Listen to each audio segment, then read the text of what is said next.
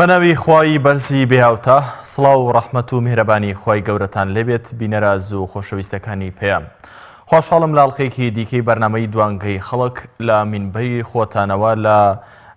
مینبەری دواندنی ئێوەوە جارێکی دیکە بە خزمەت ئێوەی ئازوو خۆشەویست لە شاشە جوانەکەی پێیامەوە بە خزمەت ئێوەی ئازوو خۆشەویست گەیشتمەوە. بەڕێزان تەوەری ئەمڕۆی بەرنامەی دوانگەی خەڵک دواندنی ئێوەیە لەسەرەوەی تا چەند پێویستە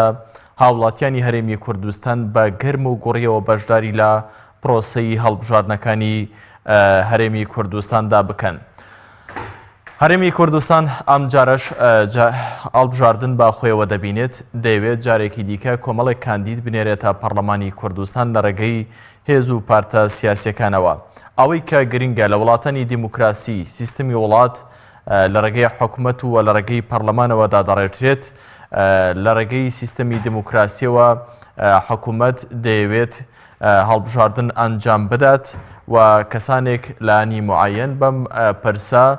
ڕادەسپێرێت بۆ ئامادەکاریەکان کە کۆمیسیۆنی هەڵبژاردنەکانە. تا چەند گرنگە ئێمە لەم هەڵبژاردنانەی ئەم جارەدا بەشداری لە پرۆسەی هەڵبژاردنەکانی هەرێمی کوردستاندا بکەین. هێز و لانە سیاسیەکان جگە لە دوو پارتی دەسەڵات لە هەرێمی کوردستان ئایدیایەکیان بۆ دروست بووە، تێڕوانینێکیان لەسەر سیاسەتەکانی ڕابردووی دوو هێزە سیاسەکەی دەسەڵاتداری هەرێم بۆ دروست بووە، ئەویش کە هاوڵاتیان ئەوان دەڵێن هاوڵاتیانیان لە پرۆسەی هەڵبژاردنەکان بێئومێد کردووە بۆ پێی کە لە هەڵبژاردنەکانی ڕابردوودا پێیان وایە ئەم هێزە سیاسیانەی کە پێشتر ئۆپۆزیسیۆن بوون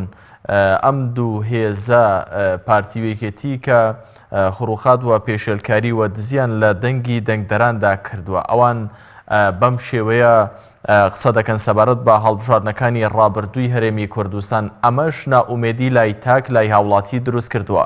تەوەری ئەمڕۆی دوانگەی خەڵک تا چەند پێویستە هاوڵاتیان بە گەرم و گوڕیەوە بەشداری لە پرۆسەی هەڵبژاردنەکاندا بکەن و ساردبوونەوە ڕۆیان تێنەکات بۆ ئەوەی کە داهاتوویەکی گەشت بۆ خۆیان و بۆ ماڵ و منداڵەکانیان وە بۆ نەوەی داهاتووی ئەم هەرێمی کوردستانەدا دابین بکەن. حکوومەت لە ڕێگەی پەرلەمانەوە یاسا دەنووسنەوە. ئەم پەرلەمانتارە بەڕێزانە کە دەستنە ناو پەرلەمانی کوردستان یاسا بۆ هاوڵاتیان و لە بەرژەوەندی هاوڵاتیان و بۆ ڕێخستنی ژانی هاوڵاتیان دەنووسنەوە. تا چەند پێویستە کەسانێک بنێرین کە شارەزا بن لە پرسە یاساییەکان، شارەزا بن لە پرسە زانستیەکان و هەرکەسە و لە پەرلەمانی کوردستان تایبەتمەند بکرێت بە پرسێکی معەیەن و بەرپرسیارەتێک و ئەرکێکی لە پەرلەماندا پێ بسپێردرێت، دواتر بتوانێت ئەو ئەرکەی سەرشانی هەڵگرێت، نەک تەنها ڕاستپاردنی ئەو کەسە بێت وە مەسئولیت خستنە سەرشانێک بێ لە پێناو ئەوەی کە ئەو کەسە دەستکەوتێکی مادی دەست بکەوێت. ئەمە لای هاوڵاتیانی هەرێمی کوردستان باوە بەم جۆرە قسە دەکەن، دەڵێن کە پەرلەمانتارە بەڕێزەکان دوای ئەوەی کە دەرچوون ئەم بەڵێنانەی کە پێشتر داویانە بە هاوڵاتیان بیریان نامێنێت، ئەم گڕوتینەی کە پێشتر تیاندا هەبووە بۆ ئەوەی کە چاکساسی لە سیستەمی حکومڕانی هەرێمی کوردستاندا بکەن، دەڵێن تەنها کاتی بانگەشەی هەڵبژاردنەکانە. بەڵام هێشتا کەسانێک هەن کە دانەوێت بە فیعلی گۆڕانکاری لە سیستەمی حکومڕانی لە هەرێمی کوردستاندا بکەن، هێشتا کەسانێک هەن کە دانەوێت گۆڕانکاری لەسەرەوەدا بکەن و بگەن بە جومگە سەرەکیەکانی دەسەڵات. تا چەند ئێمە پێویستە ئەم جۆرە کەسانە بدۆزینەوە و هۆشیارانە لە پرسی هەڵبژاردن وەکو پرسێکی چارەنووساز سیر بکەین و خوێندنەوەی بۆ بکەین و واقعیانە هەڵی سەنگێنین و ئەو کاندیدە بەڕێزانی کە لەلایەن هێز و پارتە سیاسەکانەوە کاندید کراون لیان بڕوانین و لیان وەرببینەوە پرسیار دەربارەیان بکەین، ئاخۆ ئەوانە کێن، ئەوانە ڕابردوویان چی بۆوە، جێپەنجە و لێهاتووییان لە چ بوارێکدا هەبووە، بە گوێری لێهاتووی ئەم جۆرە کەسانی ئێمە دەنگیان پێ بدەین و بیان نێرین بۆ پەرلەمانی کوردستان تاوەکو دوجار لە بەرهەمی دەستی ئەوان لە بەرهەمی فکر و تێڕوانین و ئایدیای ئەوان بۆ حکومڕانی و شێوازی حکومڕانیکردن هاوڵاتیان تاک بە تاک سودمەند بن. تا چەند هاوڵاتی پێویستە بەشداری لە پرۆسەی هەڵبژاردندا بکات. ئەمە تەوەری ئەمڕۆی بەرنامەی دوانگەی خەڵکە دەتوانن لە ڕێگەی ئەم ژمارە مۆبایلانەی کە لەسەر شاشەی پێیامەوە دادەندرێن ئێوە پەیوەندی بکەن و سەرنج و تێبینیەکانی خۆتان لەم بارەیەوە بڵێن. بەڕێزان پرسی هەڵبژاردن یەکێکە لەم تیۆریانە یەکێکە لەم بابەتانەی کە لە بابەتی دیموکراسیدا بەلووتکەی هەڕەمی دیموکراسیدا دەندرێت. پرسی دیموکراسی پرسێکە ئایدیایەکە فکرەیەکە کە تاڕادەیەک تازەیە بە گەلانی خۆرهەڵاتی ناوەڕاست و بەتایبەت گەلانی موسڵمان. ئەمە پرسێکە کە مێژوویەکی زۆر کۆنی هەیە لە وڵاتانی ئەوروپا و ئەمریکادا، بەڵام تێڕوانینی جیاواز هەیە لەسەرەوەی تاوەکو ئێستاش ئایا ئەم پرسە بە فیعلی لە وڵاتانێکدا کە هەڵگیری ئایدیایەک و ئایدۆلۆژیایەکی ئاسمانین کە ئەم ئایدۆلۆژیا و ئایدیایە کە ئاینی پیرۆزی ئیسلامە کە هیچ کەم کورتێکی تێدا نیە، ئەمە جێگەی مشتومڕی زۆرێک لە بیرمەندە ئیسلامیەکان و ئەوانەی ترن کە هەڵگری چەمکی دموکراسین، بۆیە تاوەکو ئێستا مشتومڕێکی زۆری لێکەوتوتەوە ئەوەی کە بە تەواوەتی ئەم پرسە نەچەسپیوە و نەتوانراوە بچەسپێندرێت لە ناو گەلانی خۆرهەڵاتی ناوەڕاستدا بۆ زۆر هۆکار دەگەڕێتەوە. کاک عادالت لە چەمچەماڵەوە لەگەڵمانە. کاک عادالە سڵاوی خۆی گەورەتان لێبێت و لەسەر تەوەری بەرنامەکە چیتان هەیە بەڕێستان وەکو یەکەم بەشداربووی ئەماڵخەی بەرنامەی دوانگەی خەڵک؟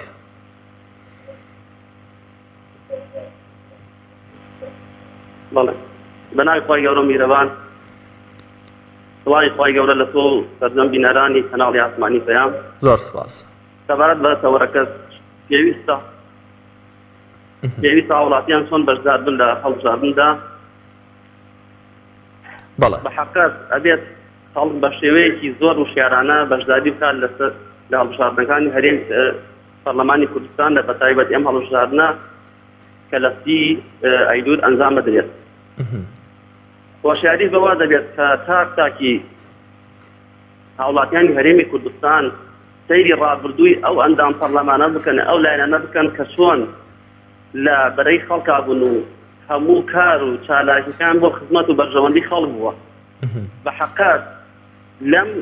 کاتی بانگەشەی هەڵبژاردنە خەڵکی بێت زۆر وریا بێت باوەڕ بەو قسە و کردارانەی کۆمەڵی لایەن نەکات کەوا لە کاتی گەرمەی بانگەشەی هەڵبژاردنە ئەیفرۆشنەوە بە خەڵکی و پاش 4 ساڵتر خەڵکی ناناسن.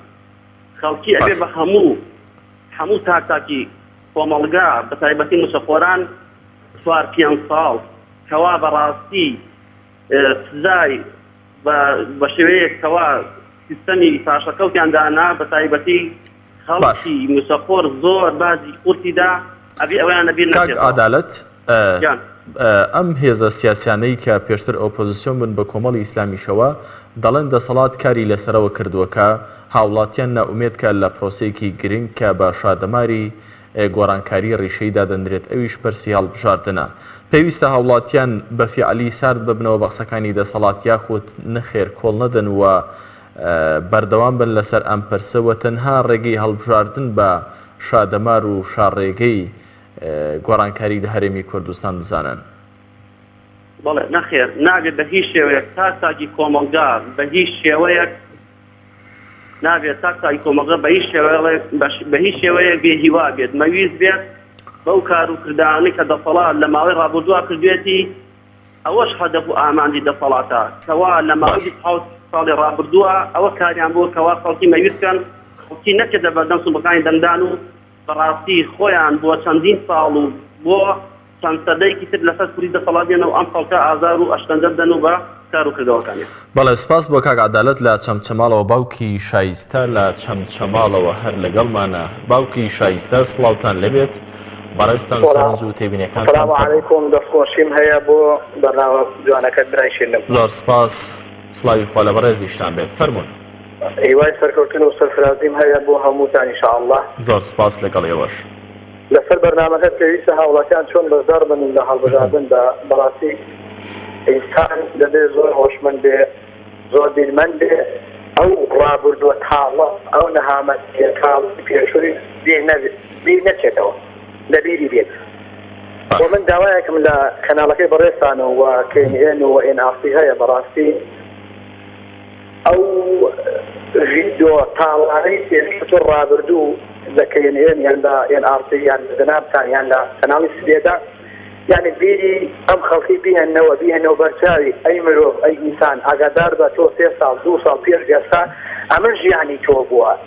ئەمە ژیانی ئەم نەهامەت و ئەم تاڵیەت چۆن ڕابیر چوو چێ لەبیری کرد چێ لەبیری ئەکات و ئەو مێژووە تاڵە پیسەی کە براکوژەکە هاتە سەریەوە لە دوای براکوژەکەش ئەم تاڵان و فەرهودیەی ڕاکردنەی خۆفرۆشەی خاکفرۆشەی کەرکک هاوبەسەریە ئەی میلەتی کورد ئەم نەهامەتی و تاڵیە لەبیر نەکەن بۆیە من داواکاریەکەم لە جناب و ئەم کەناڵە بەڕێزانە هەیە کە NRT بێوەسیێتەوە جنابیشتان بێ ئەم مێژووە تاڵانە بیری ئەم خەڵکە بێنەوە تاکە و لەبەرەوەی خەڵک باوکی شایستە یان بە چاکسازی باوکی شایستە هاوڵاتیان ساڵانی ڕابردوو بینیمانە دەنگدانەکانی تر ڕابردوو بینیمانە خەڵکی بەمە هەوڵە خەڵێتێنەوە دووبارە و سێبارە زۆر باشە باوکی شایستە هاوڵاتیان خوان لەناو واقعەکەدا بوون 4 ساڵی ڕابردوو و لە 27 ساڵی ڕابردووشدا هەمویان واقعی حکومڕانی و ئەدای ئەم هێزە سیاسیانیان بە چاوی خوان بینیوە بۆچی هاوڵاتیان بیریان دەچێتەوە بۆچی پێویستەکە کاتی هەڵبژاردنەکان بیریان بخرێتەوە ئەیدە زۆر تاکە قوربانی چاوم خۆی ئەم دەسەڵاتدارانە هەروە هاتوون و هەروە ڕۆیشتون خۆی ئەڵێ بۆ لە سیاسەتمەدارێک ئەگەڕێتەوە ئەڵێ لە کاتی هەڵبژاردنەکانە عاتیفەی خەڵک ئەجوولێنین بە کوردایەتی بە شۆڕژگێڕی بە خزمەتکردن بە دڵسۆزی بۆتان بەڵام پیاوێک گێڕای و قەنەعەت بکە پیاوەکە پیاوێکی ئەمین و ڕازگوو و دەستپاک و دەمپاکیشە وەڵڵا وتی ڕۆژە لە ڕۆژات پەرلەمانتارێک لە هاوڕێکان وڵاتی دەنگدارێک تەلەفۆنێکی بۆ کردووە داوای هاوکاری کردووە داوای هاوکاری توزی برازایەکم نەخۆشە شتە یارمەتی مدا وتی ئەو پەرلەمانتارە چۆن جوابی داوەتەوە باشە ئەبوو دەنگدەرەی خۆی دوتی باشە ئێوە بۆ ئەوەندەی ئاز و بێزارکردن نە ئاگای ئیسراحەتمانە لێتێکداوە نە ئاگای ئیسراحەت دەزانن ئێوە دەنگێکتان بە ئێمە داوە هیچ باسمان پێویستمان بەو دەنگی تۆش نەبووە تۆ دەنگە بە من نەدایە من هەر جار ئەچوو کەواتە بێم نەبوون بۆ بەڕاستی من داوا لەو خەڵکە ئەکەم ینی ئەم ڕۆژە تاڵانیان بیر نەچێ یعنی ویژدانی خۆیان مرتاحکەن بە ئیسلامی ئەدەن ئازادن بە عیلمانی ئەدەن ئازادن بەس بەڵام یەک وەڵڵاهی بەتەڵڵاهی ئەوەی کە دەنگ ئەدا سوێن بەخواڵی کە هەڵی ئەبژێرێ مەسئولە لەسەر ئەو دەنگەی کە دایەتی ئەو کەسەی کە هەڵی ئەبژێری ئەی کا بە نوێنەری خۆی ئەی کا بە برادەورەی خۆی وەڵڵاهی مەسئولە لەسەری چ کردەوەیەک بکات لە خەیر بێ یان لە شەڕ بێ وەڵڵاهی لە خەیرەکەی ئەوە دڵنیا بە بەرداری و ئەگەر هەر گوناح و هەر خراپەکاری و هەر خیانەتی و هەر خۆفرۆشیەک هەر داوێن پیسیەک ئەنجام بدا بەهۆی ئەو دەنگی تۆوە بەهۆی ئەو پۆستەی کە تۆ پێداوە والله ئەوە چاوەڕێکە لە باوکی شایستە تۆش بەشداری دەکەم لە چەمچەماڵەوە سپاس بۆ سەرنج و تێبینەکانی بەڕێستان و بەشداریتان کاک ئاوەت لە چوارخۆڕنەوە لەگەڵمانە کاک ئاوەت سڵاوتان لەبێت فەرموون زۆر سپاس کاک ئاوەت هاوڵاتیان پێویستە چۆن بەشدار بن لە پرۆسەی هەڵبژاردندا ئایا بە ساردووسڕی پێویستە یاخود هاوڵاتیان ئەرکی سەرشانیانەکە ڕوبەڕووی ئەم نائومێدیە ببنەوە کە بەشێک لە هێزەکان دروستیان کردووە ڕێگام پێ بدە با سەرنجی خۆم ڕوونکردنەوەی زۆر گرنگە پێم باشە لە کەناڵەوەی کە ئێستا گوێ لێ دەنگمە بزانین بێگومان حزبی دەسەڵاتدارەکان حکمی ئەوەی کە پارە و چەکیان لەژێر دەستا پلان و بەرنامەیەکی زۆر عەقڵانەیان داڕشتووە بۆ خەڵک کارکردنەوە بۆ خەڵکە ناڕازیەکە بۆ خەڵکێک کە تا ئێستا بەژمەینەتە بەشی لەسەر سوتامانی کوردستان یا وای لێ کردووە ئەگەر خەڵک بچێنە چێ هەر پارتیەکێتی لە دەسەڵات دەبن ئەمەش بەمەرانێکی تایبەتی ڕۆن و ئاشکرایە کە پێتان بڵێن چ مەرانێکە بێگومان هەمومان دەزانین حزب دەسەڵاتدارەکان بەسەر و سوتامانی خەڵکی کوردستان خەڵکێکی یەکجار زۆریان کردو بە کۆیلەی خۆی چۆن کردیە بە کۆیلەی خۆی کاتە 100,000 ئەمپالچی جاش و ئەمری سەرماراتی سەردەمی سەدام کردی بە پێشمەرگەگێر و بە ئەنواع شێوە کردیە موچەخۆر و کردیە بە کۆیلەی خۆی بۆی کە دیفاع لە موچە ناشەڕەکەی خۆی بکات دەچێ بۆ دەنگدان کەواتە ئەوان ئەو موچە ناشەڕەی کە هەیەە هەلە بە خاتی موچە ناشەڕەکە دیفاع لەو دەسەڵاتدارەی یەکەن ئەگەر ڕێژێکی کەمیش خەڵک بچوە بەس ماستاڵچی و ئەمپالچی جاش و مستەشار و ئەوانەی کە نۆکردن کۆیلن بە ئاشکرا دیارن بە زەبری پارە هەڵپەڕن و چەپڕیان بۆ دەێدەن بەس ئەوانە بچن کورسیەکەت بۆ مشۆبەر دەکەن لێرەدا خەڵک پێویستە وشیار بێت بۆ دیپ هەر کەسێک نەچی لەم هەڵبژاردنە دەنگ نەدا بەقەناعەت خیانەت لە خۆشی دەکات لەبەرەوەی تۆ دیفاعێک دەبێت لە خۆت بکەی کاکە خەڵکێکە دانیشتۆ بە حیاتی هیچی نەکردو بەس ئەمڕۆ دروی بۆ دەکات ماسایی بۆ دەکات چەقڕی بۆ لێدات لە ماڵەکەی خۆی دانیشتۆ ملوێنێک ملوێنی وکی موچە پێ درێ ئێستا چۆن تۆ دیفاع لە خۆ ناکەی تۆ بڕۆ دەنگت بدا کە دەنگی خۆدا ڕێژەی تەزویراتەکانی ئەوان کەم دەبێت بە ئەوان لانی کەم وازانەی 500,000 خەڵکیان کرد بە کۆیلا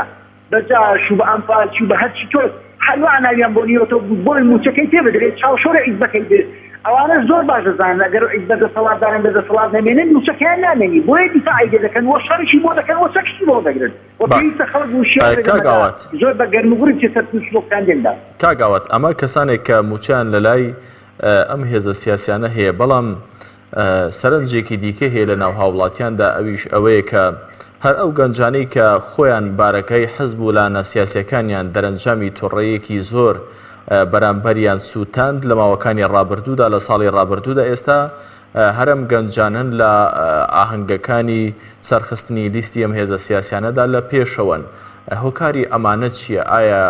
بەڕاستی هۆشارێکی دروست لای تاک لای هاوڵاتی نییە هەر ڕۆژە و کوردوتەنی لەسەر پەتێک سەما دەکەن یاخود هۆکاری چییە کە وڵاتیان وازوو شتیان بیر دەچێتەوە ئەدای حکومڕانی حاکمانی هەرێمی کوردستانیان بیر دەچێتەوە؟ کاکە گیان خەڵکی چی لەبیر نووسێتەوە ئەو خەڵکەی تۆ جەنابەت باسی دەکەی من ناونە ئیزانە دەنگیانی پارتی دەنگی خۆی هەیە یەکەتی دەنگی هۆیە بەڵام ئەو دەنگە ڕاستەقینانە نییە کە دەنگی مەبدەئی بێ لەسەر مەبدە دەنگدا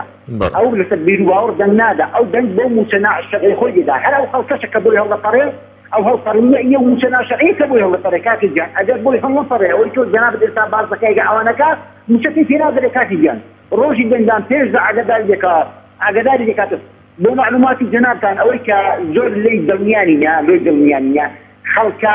ماستاوچەکەی خوایان دەبێت بڵێن لە خوێندەوارە بۆ چی دەنگی بۆ بدا یعنی ئەو خەڵکەی کە موچەخۆریی کردو ئەگەر سەد لە سەد نەزانین دەنگی بۆ دەدا خەڵکی خۆی لەگەڵ دەنێری بۆ سندوقی دەنگدان دەبڵێن لە خوێندەوار بۆ چی دەنگی بۆ بدا یعنی کە حاڵە کارگەیوێتە ئەو کارێکە کە مسلمانەیە بە ئەندامەکانی خۆش دەبێت خەڵکی خۆی ئەوەی کە زۆر بە جدی دەناویدایە و فرودێکی یەکجا زۆری هەیە و سەرۆ سامانێکی زۆری بۆ هەڵدەڕژێت کە ڕوو باشی ئەمە دەست ناکەوێت لێرە کەسەکەی خۆی بۆ خۆی دەکەوت دەنگی بۆ دا و تەپاشی بۆ لێدا زۆر باشە کاگاوات ئەمانەمان هەمووی زانی کەواتە هاوڵاتی پێویستە تا چەند هۆشیار بێتەوە لە ڕۆژی دەنگداندا بە گەرم و گۆڕیەوە بە ئامانج و بەنیەتی گۆڕانکاری لە سیستەمی حکومڕانی هەرێمی کوردستاندا بڕوات و کەسانێک هەڵبژێرێت کە شایستەی پەرلەمان بن. ئەگەر بە وشیاریەوە نەبێ ئەوەی دیسە لە 20 ساڵی ڕابردوو چۆنت بردۆتە سەر لە ئۆفمەز لە وڵاتی خۆمان ئەو بوو ناعەدالەتی و بێسەروبەری کە دەگیری مەتای خۆمان بڕۆ کاکە تۆ لە ئەندامێکی ئەوەی کە موچەخۆریشێتی غیری ئەوەی کە سەفەڵی بۆ لەدان بڕۆ تۆ بیدوێنە ئەو بۆ باز دەکات چ ناعەدالەتی و بێسەروبەریەک لەو کوردستانیایە نەبادا خەڵکێکی ناڕاستی کە هیچ نیاریش نییە کاکی گیان ئەو خەڵکە دێت بۆ خۆی بزانێ ئەگەر دێت و بۆ خۆی وشیار نەبێ چۆنی بردۆتە سەرێ چۆن بە ئاشکرا مەسئول دەبێتە ملیالێ بە بەرچاوی ئەوەوە چۆن مەسئول دەبێتە بەرچاوی یۆدان هەزار دۆنم داگیر دەکات خەڵکێکی سادە و ساکاریش بەسەر زەویێکی نییە چۆن دیوە زیاتری دەبێت بۆی خەڵک دەبێت زۆر وشار بێت چاوی لەو 500,000 نەبێت کە بە ناشانی وەرگێ کاکە 500,000 بڕۆ بە ناشانی وەرگێ بەڵام دەنگی تێمەدا دەنگ بە شتێک مەدە کە ڕاز نییە دەنگ بە شتێک مەدە عەدالەت و ڕازگۆیی تێدا نییە. بەڵێ سپاس بۆ کاگاوات لە چوارخوڕنەوە سپاس بۆ سەرنج و تێبینیە جوانەکانی بەڕێستان کاک ئەرکان لە هەڵەبجەوە لەگەڵمانە فەرموو کاک ئەرکان. باشی برام ئێوارە باش هەموو کاتێکتان باش ئێوارەی ئێوەش کاک ئەرکان بەڕێستان چیتان هەیە فەرموون. بەڕێزیت لەسەر هەڵبژاردن کاکی من هەڵبژاردن لەم هەرێمی کوردستانەدا لە گاڵتەجاڕیەک تەنها هیچی تر نییە لەبەرەوەی دوو حزبی دەسەڵاتدار پۆستەکان هەڵبژاردنیان بەش کردووە لە بینی خۆیان نابووەوە بە پەنجاکەی ساڵەکانی 90 جابا ئێمەی خەڵکی کوردستان خۆمان هیلاک نەکەین لەبەرەوەی هەڵبژاردن هیچ واتایەکی نییە لەم کوردستانە و ئەوە نییە کە هیچ گەشتبینیەک نابینم لە هەرێمی کوردستانە لەسەر پرۆسەی هەڵبژاردن و دەسازەستکردنی دەسات لە هەرێمی کوردستانە لەبەرەوەی پارتیوەکێتی ئەم دوو بنەماڵە هەرگیز نایانێت دەسڵات لە هەرێمی کوردستانە ڕادەست بن. کاک ئەرکان کە کێکی دەسەڵات بەم شوەیە کە بەڕێستان دەڵێن دابەشکرابێکەوە تا حکومەت لە ڕێگەی کۆمیسیۆنەوە بۆچی ئەم هەموو مەسروفاتە دەکات وە هاوڵاتیانی خۆی بەم شێوەیە ماندوو دەکات. کاکی من بۆ ئەوەیە کە پیشانی دەرەوەی هەرێمی کوردستانی بێت وڵاتانی بڵێن پیشانی وڵاتانی تری بدات کە ئێمە پرۆسەی هەڵبژاردن ئەنجام بدەین. هیچ مەسروفاتێک لە هەڵبژاردنە و پارێکی زۆر خەرج دەکرێ و لە قوتی هەوڵاتیانی شەبرێ پێم وایە هەڵبژاردەکانی تریش دیومانەکە هیچ ئەنجامێکی نابێ و دڵنیا بەم هەڵبژاردنەوە هەڵبژاردەکانی تریش ئەنجامی نابێ لە هەرێمی کوردستانە تەنها حیزب ئۆپۆزیسیۆنەکان ملکەتی داواکاریەکانی یەکێتی پارتیە بن و هیچی تر. ئەم جۆرە ناومێدیە کە بەڕێستان باسی دەکەن ینی جۆرێک لە ناومێدی پێوە دیارەوە بەشێکی زۆری هاوڵاتیانی دیکەش بەم جۆرە بیر دەکەنەوە. پێتان وایە دەرەنجامی چییە کاک ئەرکان؟ دەرەنجامی ئەوەیە ئەم دوو دەسڵاتە دوو هێزی چەکداریان لە ژێردەستایە بە کارگەشتە ئەوەی شەقامیش بجوڵێت ئەمان ڕوبەڕووی هێزی شەقام بنەوە بەڵام بەداخەوە هێزێکی ئۆپۆزیسیۆنی وایشمان نییە کە شەقام بجوڵێت بە هێزی شەقام ئەم دوو دەسڵاتە ناچار بە داواکاریەکانی خەڵک و هێزە ئۆپۆزیسیۆنەکانی بکات. ئەگەر لە ڕێگەی هێزە ئەگەر لەگەڵ لە ڕێگەی منطقی هێزەوە نەبێ بەڵکو لە ڕێگەی هێزی منطق و لۆژیک و عەقڵانیەت وە لە ڕێگەی پرۆسەیەکی وەهاوە بێت و هاوڵاتیان بەلێشا و ڕوو لە گۆڕانکاری لە ڕێگەی حەزبێکی دیکەوە بکەن کە بانگەشەی ئەوە دەکەن کە گۆڕانکاری لە سیستەمی حکومڕانیدا دەکەن ئەی ناتوانرێت ئەم دۆخە بگۆڕێت؟ کاکی من ئەم هەرێمی کوردستانە دوو هێزی چەکدار حکومیەکات ئەو برۆسە دیموکراسی کە تۆ بە جەناب ڕاستیەکەی لە هەرێمی کوردستانە نییە. هاوڵاتیان ئەم دوو هێزە دەسڵاتدارە بە زەبری هێز ئەنجامی هەڵبژاردنە گۆڕن کاکی من. بەڵێ سپاس بۆ کاک ئەرکان. کوردستانە ئەگۆڕێنە زۆرێک لە هەڵبژاردنەکان لە مەساحەتی ئەم دوو هێزە نییە. پەیوەندی ترمان لەگەڵ کاک ئەرکان. سپاس بۆ سەرنج و تێبینیەکانی بەڕێستان. سپاس بۆ بەشداری ئێوە. خەدیجەخان لە سلێمانیەوە لەگەڵمانە فەرموو خەدیجەخان. هەموو کاتێکتان باش خەدیجەخان. دەستخۆشی بەرنامەکە لە یەکەم. زۆر سپاس بۆ بەڕێستان. سەرنجی بەڕێستان چیە لەسەر تەوەرەکە؟ یان کاکی بەڕێزم تۆ ئەڵێ هاوڵاتیان بۆچی بەشداریکەن و چۆن بەشداریکەن لە هەڵبژاردنە. ئێوە کە چوونە حکومەت بۆ نمونە گۆڕان کۆمەڵ یەکگرتو چوونە حکومەت کە ژیانی خەڵک خۆش بێ وا بووم. بەڵێ گۆڕان هاتەموو خەڵک دەنگی تێیا و 25 کورسی هێنا. بەڵام ئایا لە ئەنجامی ئەو 25 کورسیە کە گۆڕان هێنای خەڵک ژیانێکی دەستکەوت. ئایا لە دوای گرانیەکەینەوە یەکۆ کە هاو ناخۆشترین و زەحمەتترین ژیان ئەم ژیانە نەبوو کە ئەم حیزب ئۆپۆزیسیۆنە چوونە حکومەت. ئەگەر ئێوە لە بەرخاتری خەڵک ئەتانەوێ ژیان هەوڵتانە هەتا توانیتان هەوڵتانە ژیانی خەڵک خۆشکەن زانیتان خۆش ناکرێت زانیتان ژیانی پیرێژنی وا هەیە کە ئیمڕۆکە بدەوێ و نەدەوێت پیر کە پیر بوو دەسەڵاتی نامێنێ پێویستی بە ژیانە پێویستی بە پارەیە. بەڵام لە ئەنجامی ئەوەی کە ئێوە چوونە حکومەت کۆمەڵ یەکگرتو گۆڕان مەعاشی ئەو بێوەژنانە بڕا مەعاشی ئەو پیرانە بڕا کە پێویستیان پێیەتی ئەمڕۆکە چاوەڕوانی کوڕ و کوڕەزا و کچ و کوڕ نەبن. بەڵام گەورەترین غەدرتان خەدیجەخان پرسیارێک بەڕێستان بکەم. بەڵێکیان ئەم هێزە ئۆپۆزیسیۆنانەی کە لە هەرێمی کوردستان دروست بوون و بەم شێوەیە بانگەشەی دادگەری و گۆڕانکاری ڕێشەیان لە سیستەمی حکومڕانی هەرێمی کوردستاندا کرد، ئەوان بۆچی دروست بوون؟ کاکی بەڕێزم بۆچی دروست بوون؟ وەڵامی من بیتەوە سپاس دەکەم. باشە کاکیان بۆ ئەوە دروست بوون چاکسازیکەن و ژیانی خەڵک خۆش بوون. کەواتە دروستبوونی ئەم هێزانە دلیل لەسەرەوەی کە گەندەڵی هەیە لە ناو حکومەتدا ئەگەر بۆ چاکسازی دروست بووبن. باشە ئەم هێزانە فەشەلیان هێنا لە پرۆسەی چاکسازیکردن. بەڵام ئایا دەکرێت ئێمە وەکو هاوڵاتی وەکو تاک دەستەوەستان بین لە ئاستی ئەم هەموو گەندەڵی و بەهەدەردانی کە لە سێکتەر و جمگەکانی حکومڕانی هەرێمی کوردستاندا دەکرێت بەدیلی هەڵبژاردن بەدیلی ئەم ڕێگەیە هیچ ڕێگەیەکی دیکەمان هەیە؟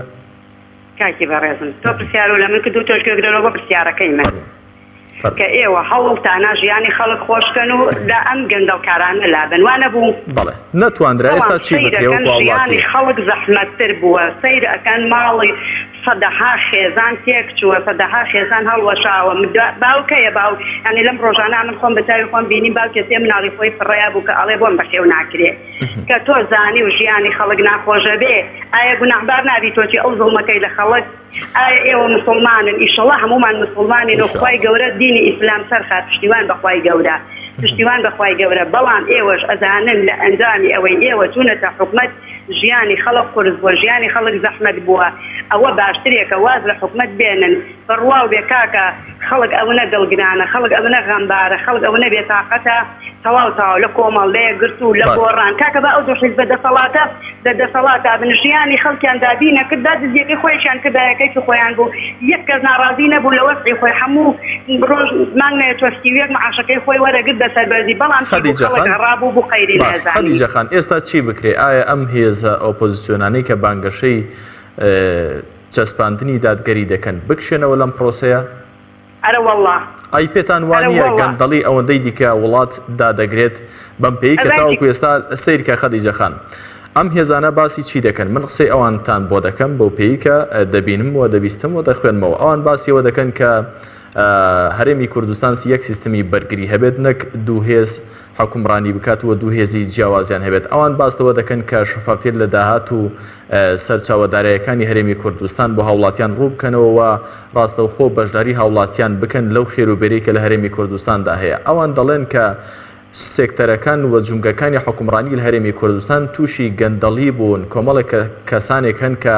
احتیکاری دەسەڵاتیان کردووە دەسەڵاتیان لە بەرژەوەندی شخصی بەکارهێناوە نەوت دەفرۆشتێت تیجارەتی مەوادی مخدرات دەکرێت ئەوان دەڵێن داهاتی گومرگەکان دیار نییە ئەوان دەڵێن سەدان و هەزارها گەندەڵی لە ناو حکوومەتی هەرێمی کوردستاندا هەیە کە دوجار کۆمەڵە کەسانێک کە بە پەنجەکانی دەست دەژمێردرێن احتیکاری ئەمانان کردووە ئەوان دەڵێن ئێمە دەمانەوێت ئەمانە نەهێڵین ئایا ئەوان بکشێنەوە لەم داوایان و ئەمانە ببێنن بەردەوام بن وەکو هاوڵاتیەک؟ کاکی بەڕێزم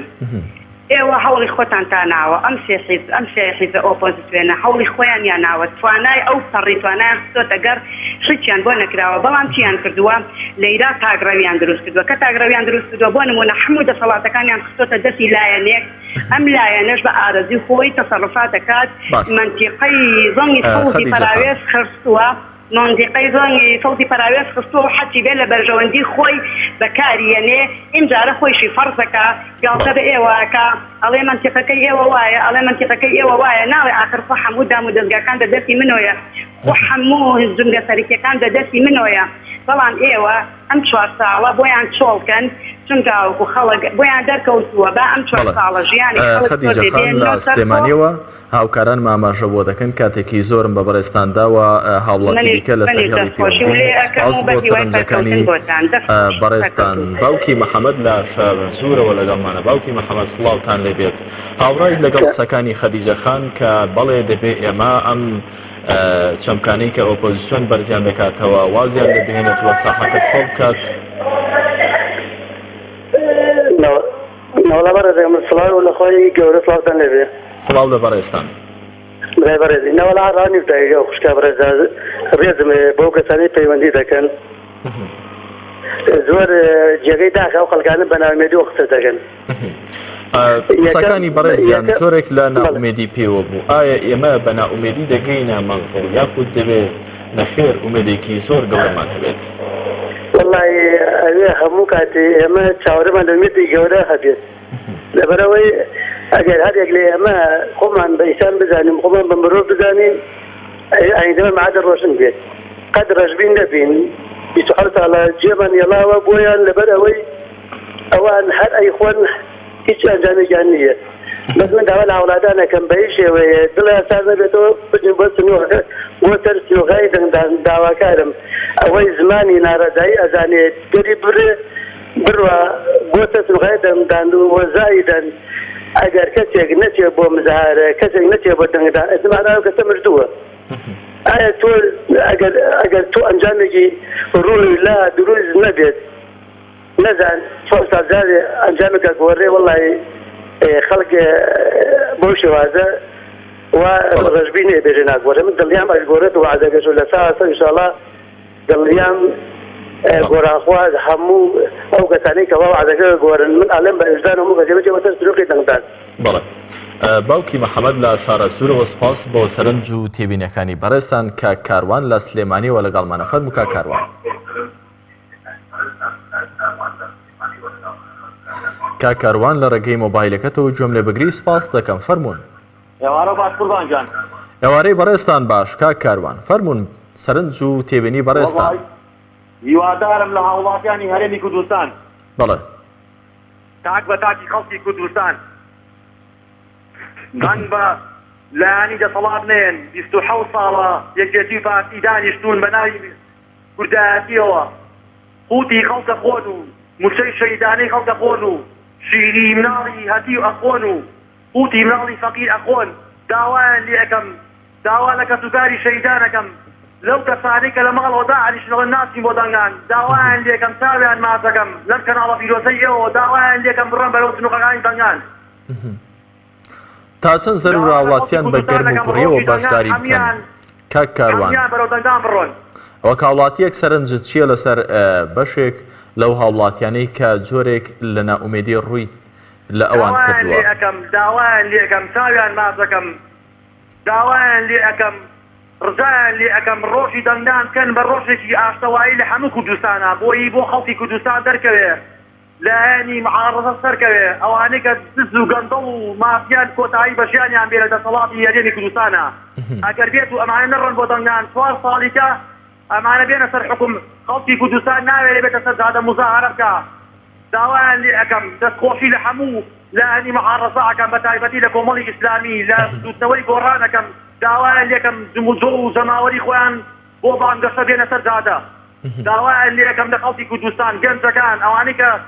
لە ماڵەوە دانیشتن بێ ئیش و بێکار داوایان لێ ئەەکەم بەرەو سنووقی دەنگدان بڕۆن تاکە تەنها ڕێگا سنووقی دەنگدانە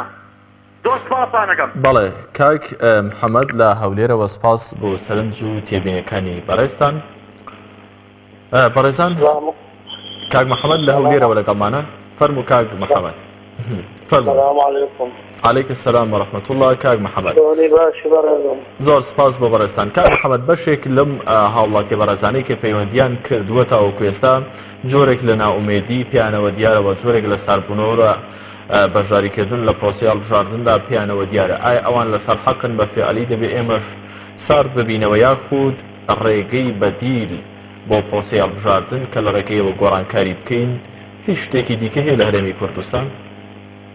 بەڵێ وەڵام من ناخیان ناگرم وەڵام من خۆمی زۆر ناومێدم هیچ ڕووناتێک نابینم یانە لەم جوانە هیچ ڕووناتێک دیار نییە هەر تاریە هیچ زۆریش ناومێدم بەڕاستی لەبەرەوەی ئێستا ئەو هەڵبژاردنانە ئەمە دیارە پێشوەختە ئێستا هەر پێشوەخت دیارە پارتی لە سەروسی کورسیەوە دەینێ هەر کەسیش نەچێ بۆ سەنگدان پارتی ئەو دەنگی خۆی هەست دێنێ بەرەوەی تەزویرات زۆرە دەنگی بردو زۆرە پێشمەرگە 2000 و 3000 بۆیان دەگەندن ئێستا لەو حالیان لە عێراق یانە بە تایبەتی عێراق حەزب دروست دەبێ بەڕاستی کۆمپانیا حەزب دروست نابێ بۆ خزمەتکردنی خەڵک ئێستا لە دەوڵەتی پێشکەوتەکان حەزب وەسیلەیە بۆ خزمەتکردنی خەڵک لەم عێراقا حەزب دروست دەبێ و کۆمپانیا بۆ دەوڵەمەندکردنی چەند شەخصێک و بە تایبەت ئەو زۆر باشە کاک محەممەد چی بکرێت بۆ ئەوەی کە ئەو ئامانجانەی کە ئەم حەزبانەی بۆ دروست دەبێت بگۆڕدرێن تەنها وەکو کۆمپانیایەک نەبێت و بۆ خۆ دەوڵەمەندکردنی هەندێک لە کەسان بێت ئایا پێویستنی ئێمە کۆمەڵە کەسانێک بنێرینە پەرلەمان بەڕاستی بە ئایدیایەکی نوێ بە تێڕوانینێکی نوێ بۆ حکومڕانی و حکومکردنی هاوڵاتیان بچنە ناو پەرلەمانەوە کۆمەڵێک یاسا لە بەرژەوەندی هاوڵاتیان دەرکەن کە دوجار هاوڵاتیان لەژێر سایە و سێبەری ئەواندا بحەسێنەوە؟ براشم ئێستا ئەم پەرلەمانەی ئێمە کۆمەڵی ئیسلامی حەزبێشی بەڕاستی حەزبێشی بەرژەوەندی خوازوانە نییە دەزانم کۆمەڵی ئیسلامی حەزبێشی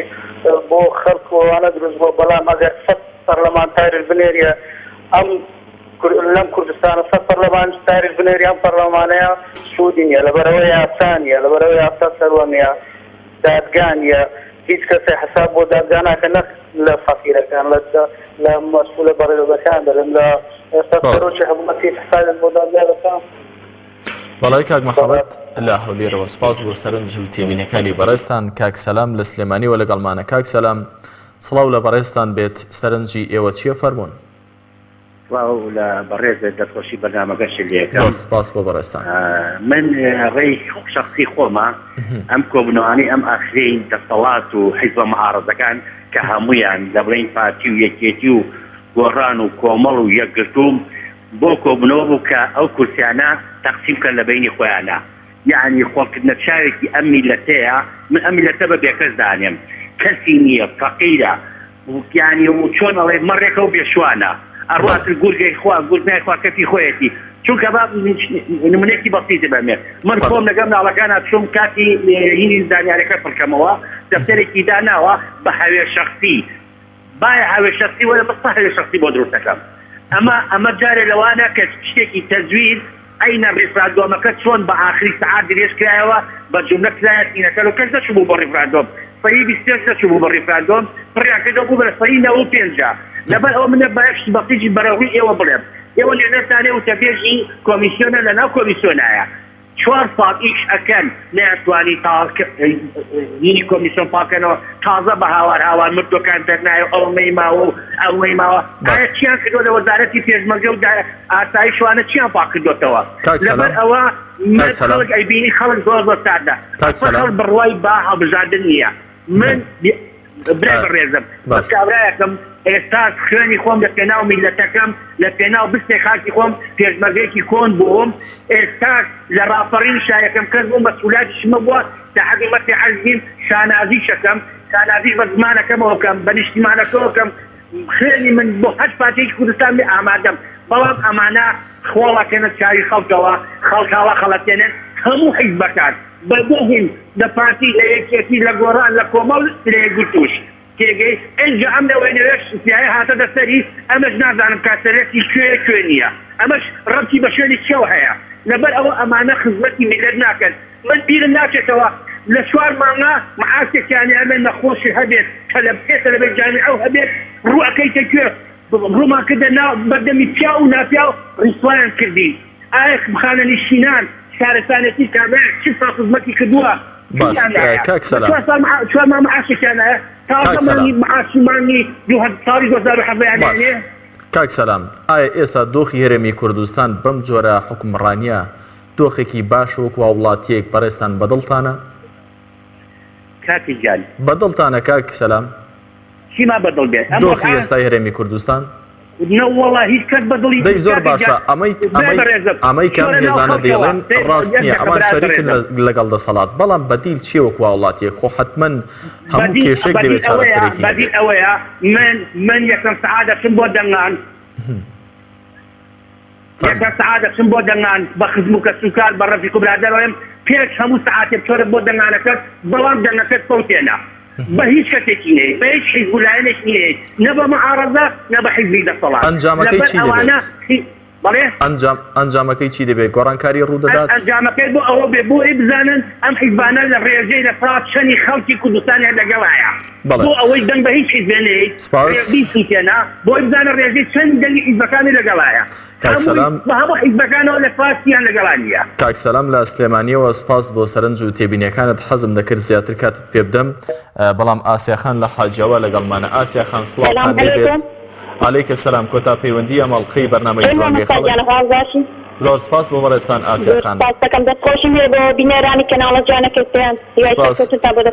سپاس بۆ بەڕێستان. سەرنج و تێبینی تۆ چییە؟ کارم لە هەموو مسلمانان چند دەنگی خۆیان بدەن زۆر بەگەرم و گوڕیەوە دەنگیش بدەن بە کۆمەڵی ئیسلامی کە هێزێکی ڕاستەقینە و دەستپاک و ڕاستگۆیە. من ئامادەم بە خوێن و بە دڵ و بە گیان دەنگی خۆ بدەم هەتا ماوم هەر دەنگ بۆ کۆمەڵ دەدەم و هەر بۆ ئەویش دەدەم و لێرەوە لە عازیەوە هەموو جار بۆ سەنگەسەر دەچین زۆریش دوورە دەنگی لێرە دەدەین هەموو جار دەچن داداواکارم لە هەموو خەڵکی کوردستانیش ئینشاڵڵا وا گەرم و گوڕ بنەگەیەک دەنگ بدرێەوە دیارە کە من دەنگم داوە لە دەنگدان کەس سەرنجی تۆ وەکو گەنجێک وەکو هاوڵاتیەک چیە لەسەر ئەوەی کە بەشێک لە هاوڵاتیان ناومێد بوون لە پرۆسەی هەڵبژاردن؟ ئایا دژی ناومێدی گەشتبینی نییە؟ ئایا ئەمە پێویست ناکە کە لەم حاڵەتەی ئێستادا کە نەخشەی 4 ساڵی داهاتووی خۆمان نەخشەی ژیانی 4 ساڵی داهاتووی خۆمان دەنووسینەوە بە پەنجەکانی خۆمان وشت وریا بین و چالاک بین و چاوتیژ و چاوکراوە بین بزانین داخوا کێ دەنێرین بۆ پەرلەمانی کوردستان زۆر بە خێرایی سپاس دەکەم. بەڵێ بە پێویستە ئێمە زانین دەنگ بەکێرە دەین و وەکێز ڕاستگۆ دەستپاکە دەنگ بە ئەوانە بدەین ئینشاڵڵا. بەڵێ سپاس بۆ ئاسیاخان لە حاجەوە، سپاس بۆ سەرنج و تێبینی بەڕێستان. بەڕێزان پرۆسەی هەڵبژاردن لە کاتی بانگەشەیدا چەند ڕۆژێکی سەرەتایی تێپەڕیوە، لە چەند ڕۆژی ئایندەدا پرۆسەکە بڕێوە دەچێت بەو هیوایی کە ئەوەی کە هاوڵاتیان تەمەنای دەکەن لە گۆڕانکاری لە هەرێمی کوردستان بێتە دی. تا بێگەیشتنەوە لاڵخەیەکی دیکەی بەرنامەی دوانگەی خەڵک هەموو لایەکتان بەخوای گەورە دەسپێرم.